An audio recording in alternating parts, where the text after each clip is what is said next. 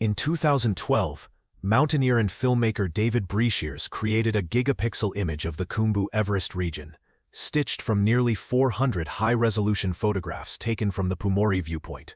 The photography project was intended to highlight climate change effects in the Himalayas. Yet what captured even more attention was an unexplained element within the image.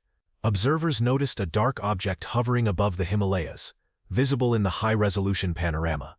Its unusual shape and altitude led many UFO enthusiasts to argue it was not a drone, with some suggesting it could be a spacecraft of unknown origin. UFO Today, a group that studies unidentified aerial phenomena, examined the image and suggested that the surrounding area was rumored to host secret underground facilities, often compared to the American Area 51.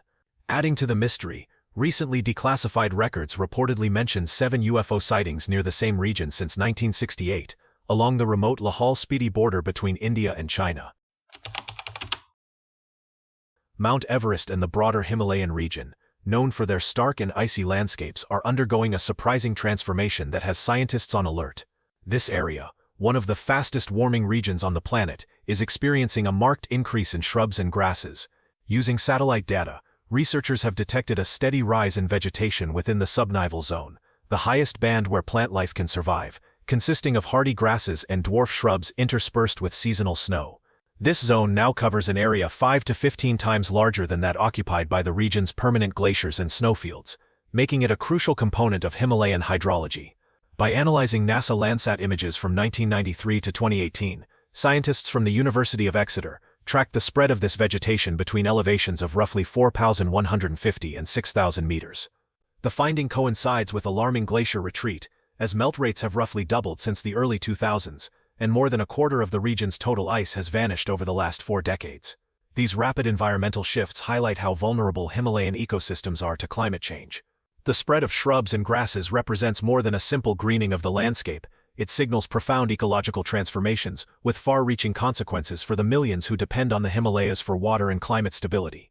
Do you believe the rapid spread of vegetation in the high Himalayas is a warning sign of accelerating climate change? Please share your thoughts with us in the comments section below. On 25 April 2015, a magnitude 7.8 earthquake struck Nepal and triggered large avalanches on Mount Everest, setting off massive avalanches that swept down the slopes of the world's tallest mountain. Jim Davidson, a climber and geologist, was at about Camp 1 on Everest when the quake and avalanches struck, and was trapped at high altitude before being rescued. 18 climbers lost their lives on Everest that day, and nearly 9,000 people were killed across Nepal. For those trapped high on the mountain, survival depended on strength, patience, and a bit of luck. Davidson remained stranded in the thin air for days, assisting others while waiting to be rescued. Eventually, helicopters lifted the survivors to safety. It became the deadliest disaster in Everest's history, a harsh reminder that even the most prepared climbers are powerless when the earth itself turns violent. Davidson returned to Everest in 2017 and eventually summited. For Davidson, climbing Everest was never just about reaching the highest point on Earth. It was a personal test of endurance, a way to prove that even in life's darkest moments, the will to survive can lead us forward. If you like this video, please remember to hit the bell icon, share with your friends, and subscribe to the channel if you haven't already. Next, another climber's story has already shown how victory on Everest can turn into tragedy within moments. On 22 May 1998, American climber Frances Arsentiev, along with her husband Sergei, made history by becoming the first woman to reach the summit of Mount Everest without using supplemental oxygen. Sadly, her triumph did not end in celebration. Only a short distance from the top, her nearly frozen body was discovered by 2 other climbers, Ian Woodall and his fiancée Kathy O'Dowd. The pair abandoned their own climb to try to save her, doing everything they could to help. It was believed that her husband Sergei had gone to gather oxygen and medicine from other climbers and later lost his life while trying to return to her. Frances's body remained visible on the mountain for about 9 years.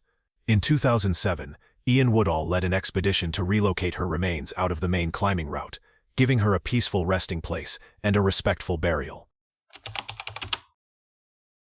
In April 2013, on the Lhotse face of Mount Everest, John Graverath, Yuli Steck, and Simone Moro found themselves confronted with a large group of Sherpas at Camp 2 after a dispute over rope fixing had escalated. The dispute began at about 7,000 meters, when the European climbers were ascending near a Sherpa team that was installing fixed ropes on the face. The Sherpas claimed that the trio had interfered with their work by climbing above them and dislodging ice, while Grevereth, Steck and Morrow insisted they had stayed well to the side and that any misunderstanding was purely verbal. When the European team returned to Camp 2, the tension suddenly escalated, as up to 100 Sherpas, some with faces covered, confronted them, throwing rocks and making threats. For nearly an hour, the three climbers feared for their lives until other mountaineers, including American climber Melissa Arnott, stepped in to calm the situation. The following day, both sides met at base camp and signed an agreement to resolve the dispute. While on leave from NASA, Carl Gordon Hennes joined a climbing expedition to Mount Everest with the British research group High Adventure BVI. The aim was to test the tissue-equivalent proportional counter at various altitudes and to investigate how human tissues respond to radiation, insight that would benefit long-duration space missions. The expedition began with acclimatization in Kathmandu, Nepal, followed by acclimatization on the north side of Everest in Tibet, China. On October 4, 1993, Hennes and 3 members of High Adventure BVI set out on their ascent. Soon, Hennes experienced breathing problems en route to the advanced camp at around 21,000 feet in altitude. When oxygen treatments failed, the team decided to turn back to base camp. Badly, on the night of October 5, he died in his sleep from high-altitude pulmonary edema. In keeping with his wishes, his remains were buried on the mountain. Do you think Carl Hennes's decision to test space research equipment on Mount Everest was worth the risk to his life? Let's discuss in the comment section. In 1953, Sir Edmund Hillary of New Zealand and Tenzing Norgay of Nepal became the first confirmed climbers to reach the summit of Mount Everest. Yet their victory was linked to an enduring mystery from 1924, when British mountaineers George Leigh Mallory and Andrew Sandy Irvine vanished during an earlier attempt. Teammate Noel Odell last saw them climbing strongly toward the summit on the northeast ridge, just a few hundred meters below the top, before they disappeared in a snowstorm. Mallory was already experienced on Everest, having joined the 1921 British reconnaissance expedition led by Charles Howard Bury, which mapped the mountain for the first time. He explored the Rongbuk Glacier and North Col, and was likely the first European to view the western Sibul-Amin. On his third expedition in 1924, he partnered with Irvine, known for his mechanical expertise with oxygen systems. Though Mallory had once rejected bottled oxygen, he eventually accepted it as essential for survival in the thin air. For decades, their fate remained unknown until May 1999, when an American team led by Eric Simonson and climber Conrad Anker discovered Mallory's body at 8,155 meters on the north face. His camera was missing, as was the photograph of his wife Ruth that he had vowed to leave on the summit. No conclusive evidence proved they reached the top, but the absence of that photo continues to fuel speculation that Mallory and Irvine may have stood on Everest's peak nearly 3 decades before Hillary and Norgay. Mount Everest is renowned for its breathtaking beauty and towering peaks, but beneath its icy slopes lies a troubling reality. The world's highest mountain is facing a severe waste crisis that endangers both the environment and the health of those who climb it. Each year, thousands of climbers and trekkers travel to Everest to reach its summit, but they leave behind more than footprints. It is estimated that between 18,000 and 26,000 pounds of human waste are generated every climbing season. With limited toilets and poor waste disposal systems above base camp, much of this waste ends up in open pits, makeshift sites, or frozen into the glacier itself. Many climbers are unwilling to carry their waste down, worsening the problem. As the snow and ice melt, the waste seeps into the water sources that feed nearby villages, posing serious health risks to locals and visitors alike. Communities in the Khumbu region, including Gorak Shep and Namche Bazaar, lack the infrastructure to handle the growing pollution. Despite periodic cleanup campaigns led by the Sagarmatha Pollution Control Committee, Everest's slopes continue to suffer from contamination, threatening not only its pristine beauty, but also the fragile ecosystem that surrounds it. And if you want to keep exploring the world's most mysterious places, check out my video about desert discoveries, where extraordinary artifacts buried beneath the sand are revealed. Click the card showing on the screen right now, or find the link in the description. And don't forget to come back to learn more about the mysterious event on the summit of Everest. In 2011, Scottish climber Rodney Hogg was making his own ascent when he came across the frozen body of someone he instantly recognized. It was his late friend Peter Kinloch, who had died on the mountain the previous year. Kinloch, also from Scotland, had reached the summit in May 2010, but became snowblind during the descent and was unable to continue. For nearly 10 hours, his teammates and Sherpas struggled to guide him down. But as oxygen supplies ran low and temperatures dropped, they were forced to make the devastating decision to leave him behind. When Hogg found his friend's frozen body a year later, still preserved by the cold, he paused to pay his respects before continuing his climb toward the summit. In 2001, French snowboarder Marco Siffredi stunned the mountaineering world by doing what no one had ever done before, snowboarding down Mount Everest from the summit through the perilous Norton Couloir on the north face. Yet for Siffredi, this triumph was only the beginning. A year later, in September 2002, despite warnings from his Sherpa companions about poor weather and his growing fatigue, Siffredi returned to Everest to chase the descent he believed would define his legacy. After reaching the summit, he strapped on his snowboard and dropped into the narrow Hornbeam chute. From high camp, Sherpas watched him make graceful turns before disappearing into the distance. Hours passed, but he never reappeared. His body and snowboard were never recovered, leading to speculation that he either fell into a hidden crevasse or was buried by an avalanche. Marco Siffredi's story endures as both an inspiration and a warning, a tale of immense talent driven by unrelenting ambition. He will forever be remembered, not only as the first person to snowboard down Everest, but also as the man who vanished into its frozen silence in pursuit of perfection. Do you think Marco Siffredi's determination to achieve the perfect snowboard descent on Everest was worth the risk he took? Would you challenge yourself like that? Let us know in the comments below, and don't forget to subscribe and follow the channel to discover more interesting things. Above 8,000 meters, Everest becomes something entirely different. This region, chillingly known as the death zone, is where oxygen levels drop so low that the human body slowly begins to shut down. Even with supplemental oxygen, every breath feels insufficient, and every movement becomes a monumental effort. Muscles waste away, judgment falters, and survival depends on how quickly climbers can ascend or descend. For most, it is less a test of endurance and more a race against their own failing bodies. It is within this brutal stretch that the majority of fatalities occur. Climbers collapse from exhaustion or confusion, sometimes sitting down in the snow to rest and never rising again. Temperatures plunge, storms strike without warning, and even the best prepared teams can lose their way. Mountaineers often call it the zone of no return, for once you enter it, making it back alive is never guaranteed. The death zone is not only a physical boundary, but a psychological one, forcing climbers to confront mortality with every step. On Everest, glory and tragedy are divided by only a few breaths. At first glance, Mount Everest seems like the ultimate symbol of land reaching for the sky. Yet scattered across its upper slopes are remnants of an ancient sea, fossilized shells and traces of long-extinct marine creatures.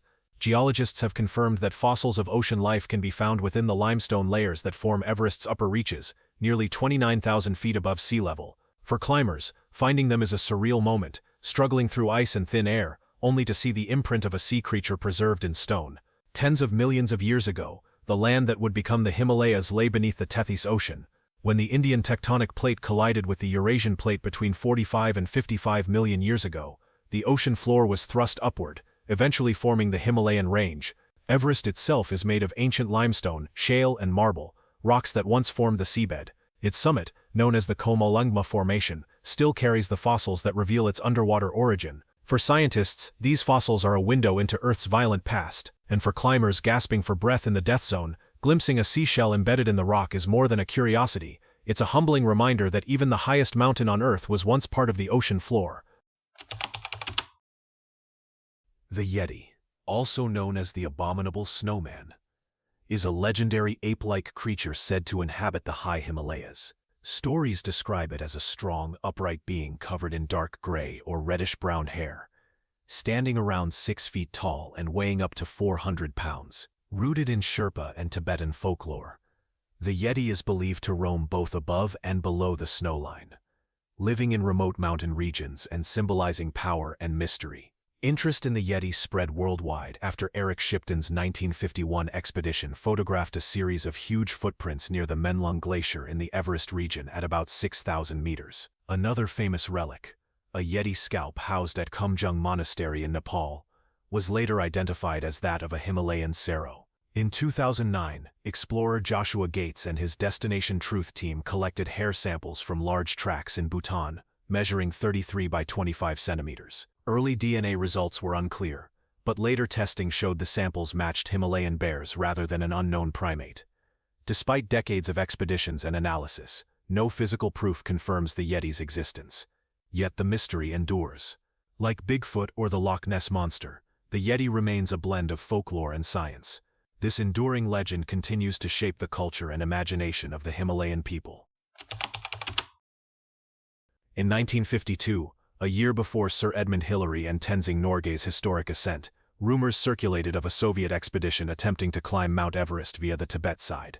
Press reports at the time mentioned high ambitions, including claims that the team planned to place statues of Lenin and Stalin on the summit, although no reliable source confirms this specific plan. The purported team of about 35 climbers is said to have flown into Lhasa in mid-October 1952, and apparently established their highest camp at approximately 8-2. However, official Soviet sources later denied that the expedition ever took place. In a 1994 article published in the Alpine Journal by Yevgeny B. Gippenreiter, the conflicting reports are detailed, and despite searches, no verifiable names of team members or expedition records have surfaced. Some newspaper reports at the time speculated about the fate of the team, but although occasionally bodies were reportedly seen high on the mountain, none have been conclusively linked to the 1952 Russian attempt, leaving the story enveloped in mystery. Mount Everest stands as more than just the world's tallest mountain. It has become a repository of mysteries, tragedies, and phenomena that challenge our understanding of nature. What discovery from Mount Everest disturbs you the most?